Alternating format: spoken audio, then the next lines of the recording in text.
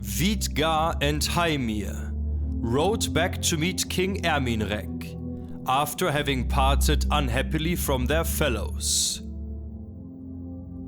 Heimir went to meet King Erminrek with great anger and spoke. "You, King Erminrek, have done great ill to your kinsmen. First you sent Thidrek and Reginbald to their death, and then you killed young Samson, and you had your nephews Egard and Aki hanged. And now you have driven your kinsman King Thidrek out of his kingdom, along with young Theta and your nephew Ulfrad and the good warrior Hildebrand and many other good knights, some of whom have been killed and some driven away. All of this has been advised by the evil counselor Sifka."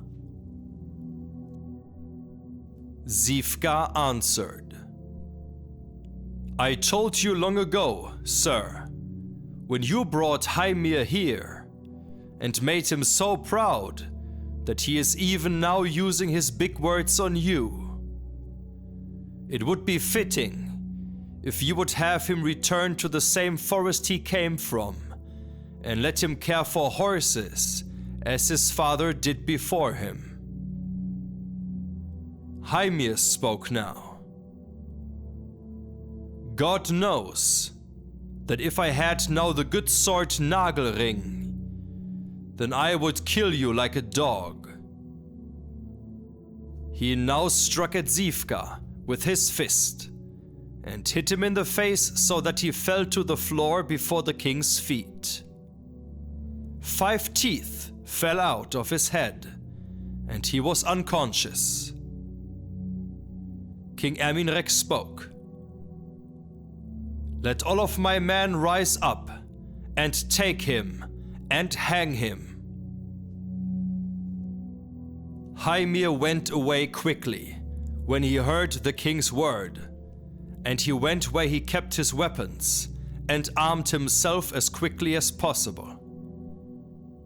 He sprang onto his horse Rispa and rode out of the court, and 60 knights rode after him, all fully armed. When Vidgar came to the gate, he sprang before the gate with the good sword Mimung, and no one dared to ride out. Heimir escaped at this time.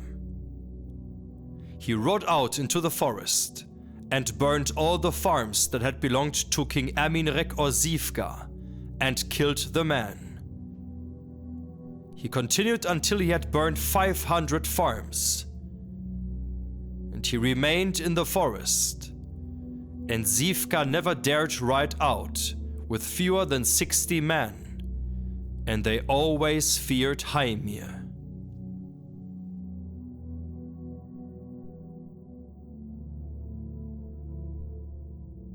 Now it is to be told of King Thidrek that he rode north through the mountains and directed his journey to come to a castle called Bakala.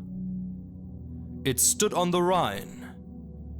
It was ruled over by a great chieftain, Margrave Rodingeir. And when the count heard that King Thidrek of Bern was a short distance from his castle, he had all his men prepared, and he rode out himself from the castle, along with his wife Gudilinda, to meet King Thidrek and give him a standard, half green and half red, and marked with a lion in gold. And he also gave him rich cloth of royal purple, so that no man had ever seen a greater treasure. Margrave Rodingeir also gave him horses and gold and weapons and good clothing, and a certain amount of treasure to each of the knights who were with the king. And King Thidrek now rode with Margrave Rodingeir to the castle, and they remained there in the best fellowship.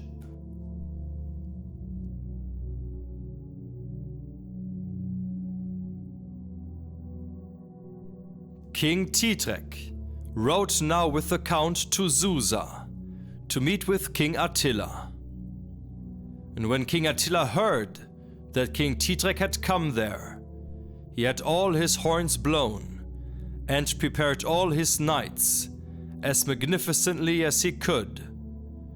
He had all his standards carried out, and they all rode to meet King Thidrek with great pomp and ceremony. His wife, Queen Erka, rode along with him. And they were also accompanied by many minstrels with all kinds of entertainment. And when they met, each greeted the other warmly. And King Thidrek rode home with King Attila to Susa, and King Attila placed him in the seat nearest him, and he placed all of his knights with great honor.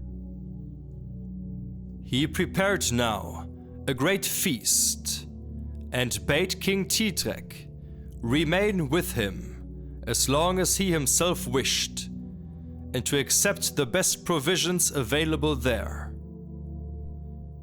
King Thidrek accepted this offer, and remained with King Attila a long time.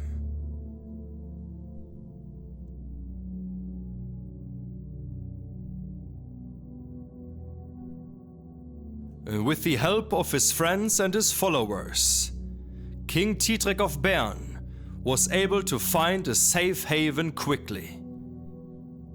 A campaign against Osantrix, the death of a king, and many men falling in battle are going to be the subject of the next episode here on this channel. So thanks for tuning in, and see you again next time, back here in the Hall of Sagenheim. And thank you, Matthew Rossack, for having become a companion on our Patreon page.